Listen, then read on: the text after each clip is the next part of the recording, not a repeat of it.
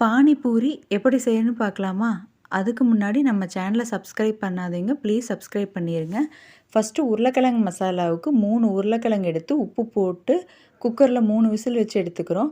Sweet சட்னிக்கு பார்த்திங்கன்னா, ஒரு சின்ன எலுமிச்சங்காய் சைஸ் புளியும், ஒரு 7லேருந்து 8 டேட்ஸும் போட்டு கொஞ்சமாக தண்ணி ஊற்றி வேக வச்சு எடுத்துக்கிறேன்.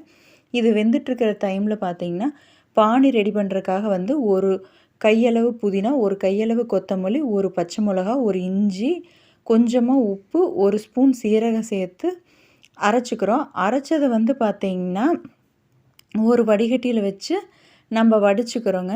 அது வடித்து எடுத்ததுக்கப்புறம் வந்து உங்களுக்கு எவ்வளோ தண்ணி தேவையோ அந்த அளவுக்கு ஆட் பண்ணிக்கலாம். நான் இதில் வந்து 1 1/2 டம்ளர் தண்ணி ஆட் பண்ணியிருக்கிறேன்.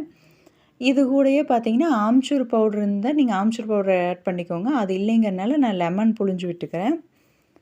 இப்போ வந்து பானி ரெடி ஆயிருச்சு.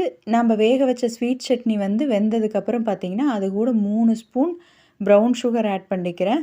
ஆட் பண்ணி இதை அரைச்ச இதுவும் ரெடி ஆயிருச்சு. இப்போ உருளைக்கிழங்கு மசாலா கூடவே வந்து பார்த்திங்கன்னா, வெங்காயமும் மிளகாய் தூளும் ஆட் பண்ணி கலந்து வச்சுக்கிறேன். இப்போ ரெடிமேட் பானிபூரியை வந்து எண்ணெயில் பொரிச்சு எடுத்துக்கிறோம்.